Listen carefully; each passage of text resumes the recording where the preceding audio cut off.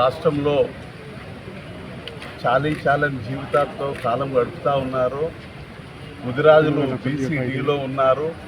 BCD నుంచి ఏకి రావాలని ఎంతోమంది నాయకులు, ముదిరాజు నాయకులు రాష్ట్ర వ్యాప్తంగా ఎన్నో ధర్నాలు చేయడం జరిగింది, రిప్రజెంటేషన్ ఇవ్వడం జరిగింది.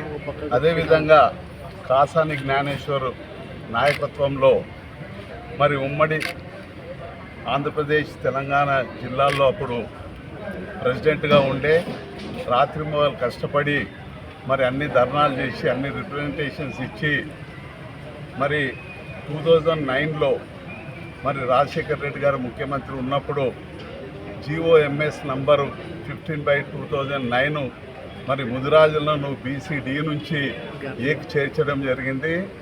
మరి కొంతమంది బీసీ సోదరులు మరి కోర్టుకు వెళ్ళి స్టే తీసుకురావడం జరిగింది. మరి BCD నుంచి ఏకు ముదిరాజులను చేయడం వల్ల ఏ బీసీ కులాలకు నష్టం జరగదు కాబట్టి అదేవిధంగా ఇప్పుడున్న ప్రభుత్వము కాంగ్రెస్ మంత్రి గారు మేనిఫెస్టోలో పెట్టడం జరిగింది. అధికారంలోకి మేము వస్తే BCD నుంచి ఏకు ముదిరాజులను తెస్తామని చెప్పడం జరిగింది. అందుకే మేమందరం కలిసి కలెక్టర్ గారి ద్వారా ముఖ్యమంత్రి గారిని రిక్వెస్ట్ చేయడానికి రిప్రజెంటేషన్ ఇవ్వడం జరిగింది. మరి ముఖ్యమంత్రి గారిని కోరుతా ఉన్నాము, తప్పకుండా మీరు మాట ఇచ్చిన ప్రకారము చాలామంది ముదిరాజులు వెనుకబడి ఉన్నారు కాబట్టి BCD నుంచి ఏకి చేయాలని ప్రత్యేకంగా మిమ్మల్ని అందరినీ మా తరఫున మేమందరం కలిసి కోరుతాము. అధ్యక్షులు కాసాని జ్ఞానేశ్వర్ గారి యొక్క ఆదేశానుసారం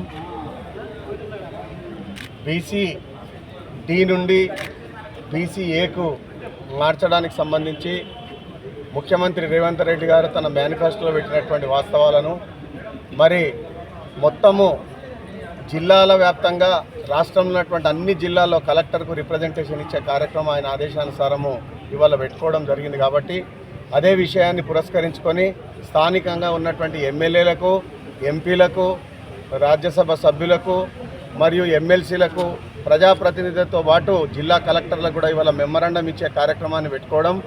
ఈ కార్యక్రమానికి రాష్ట్ర ముదిరాజ్ మహాసభ ప్రధాన కార్యదర్శి సపనాదేవ్ గారి ఆధ్వర్యంలో కలెక్టర్ గారికి ఇవ్వడం జరిగింది.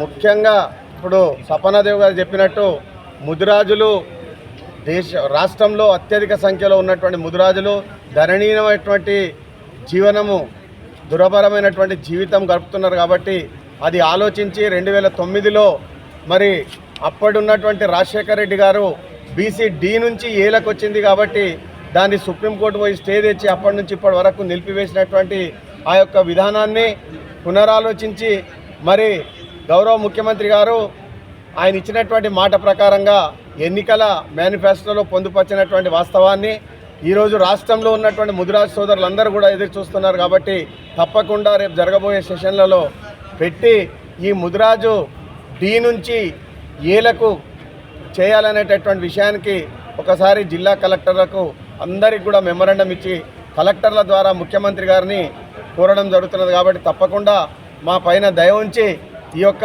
ఆలోచనను పునరావృతం చేసి తప్పకుండా అవకాశాన్ని తీసుకుంటారనేటటువంటి విషయం చెప్పుకుంటూ సెలవు తీసుకుంటున్నాను.